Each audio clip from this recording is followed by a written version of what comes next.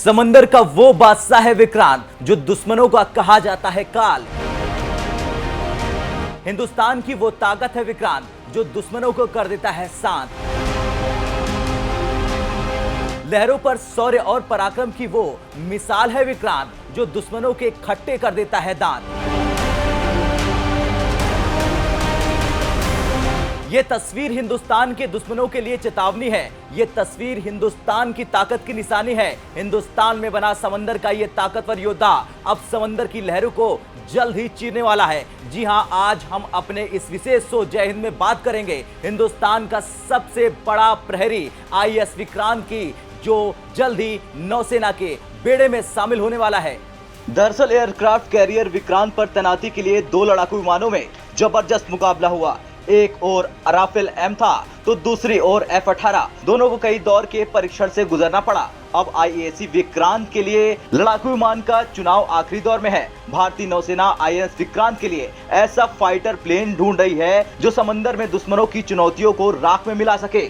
आपको बता दें कि राफेल एम फाइटर जेट फ्रांसीसी Charles de Gaulle aircraft carrier के लिए सबसे ताकतवर हथियार है। 2 इंजन वाला लड़ाकू विमान राफेल एम हवा से जमीन या समुद्र की सतह पर हमला करने में सक्षम है। राफेल एम 2130 किलोमीटर प्रति घंटे की रफ्तार से 3700 किलोमीटर तक उड़ान भर सकता है। राफेल के नेवल वर्जन में 13 हार्ड पॉइंट्स हैं। इनकी मदद से ये विमान अपने साथ 13 मिसाइल या बम लेकर उड़ सकता है। परमाणु हमले की ताकत रखने वाला ये fighter jet air to air Meteor missile से लैस है, जिससे 150 किलोमीटर तक हमला किया जा सकता है। वहीं एयर टू ग्राउंड अटैक के लिए स्कैल्प मिसाइल लगाई गई है, जिससे 300 किलोमीटर दूर तक अचूक निशाना लगाया जा सकता है।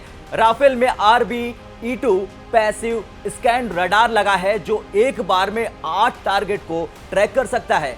फिलहाल भारतीय नौसेना रूसी MiG-29K के 2 स्क्वाड्रन का इस्तेमाल कर रही है, जिसके रखरखाव और पार्ट्स को लेकर परेशानियों का सामना करना पड़ रहा है। एयरक्राफ्ट कैरियर विक्रांत के लिए अमेरिका के F-18 हॉर्नेट फाइटर जेट ने भी अपना दावा ठोका है। F-18 सुपर हॉर्नेट अमेरिकी लड़ाकू विमान है। अमेरिकी नौसेना अपने एयरक्राफ्ट कैरियर से इसका इस्तेमाल करती है। विक्रांत के लिए F-18 खरीदने को लेकर बात चल रही। 2 इंजन वाला F-18 Super Hornet multi role fighter plane है। हवा से हवा में लड़ाई हो या जमीन पर हमला करना, ये हर तरह के मिशन को अंजाम दे सकता।